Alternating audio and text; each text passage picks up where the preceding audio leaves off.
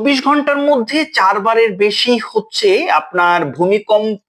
পুরো দেশে যখন কম্পন হলো, তার চেয়ে বেশি কম্পন এখন হচ্ছে সামাজিক যোগাযোগ মাধ্যমগুলো দিচ্ছে। এর মধ্যে কিছু বা নিম্ন ও জনপ্রিয় সংবাদ মাধ্যমগুলো জনপ্রিয়তার নামে অধিক মাত্রায় মানুষের আতঙ্ক ধরাচ্ছে। এখন কথা হচ্ছে যে ভূমিকম্প তো আমাদের এই ফল্ট লাইনে গত 500 বছরের মধ্যে 4-5টা বড় ধরনের ভূমিকম্প আঘাত হানছে। তখন জনসংখ্যা বা ঘনবসতি অত ছিল না, এই কারণে ক্ষয়ক্ষতির পরিমাণটাও কম ছিল, বিল্ডিং ছিল, হাই রাইজ বিল্ডিং ছিল খুবই হাতে গোনা। এর মধ্যে আমাদের যে প্রস্তুতিটাও কিন্তু নাই। বুয়েট বলছে 6-এর উপরে যদি ভূমিকম্প হয় সেক্ষেত্রে ঢাকা শহর একটা নরকে পরিণত হবে।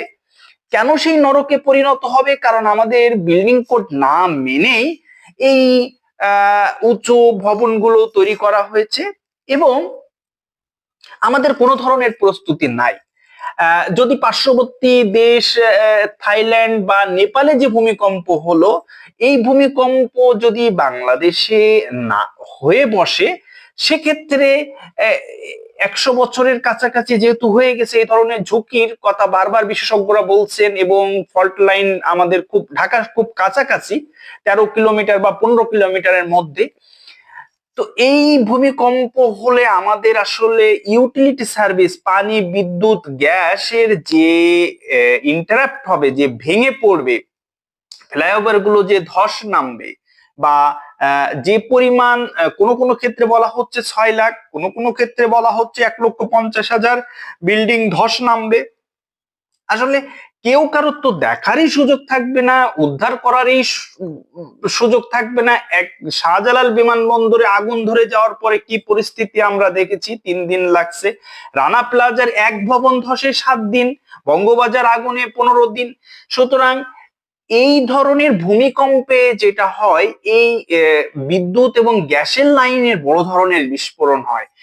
তখন সেক্ষেত্রে ঢাকাকে কোন কোন ক্ষেত্রে কেউ কেউ বলছেন যে এটা নরকের নগরীতে পরিণত হবে, আগুনের নগরীতে পরিণত হবে।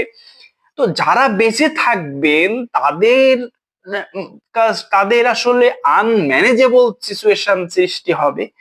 তো এরকম অবস্থা আসলে বুয়েট বিশেষজ্ঞরা বলছেন, আর সামাজিক যোগাযোগ মাধ্যমগুলো ভুয়া ছবি দিয়ে আরো এটাকে নরকে পরিণত করছে। সুতরাং আমাদেরকে আসলে এখনই সতর্ক অবস্থা থাকা উচিত।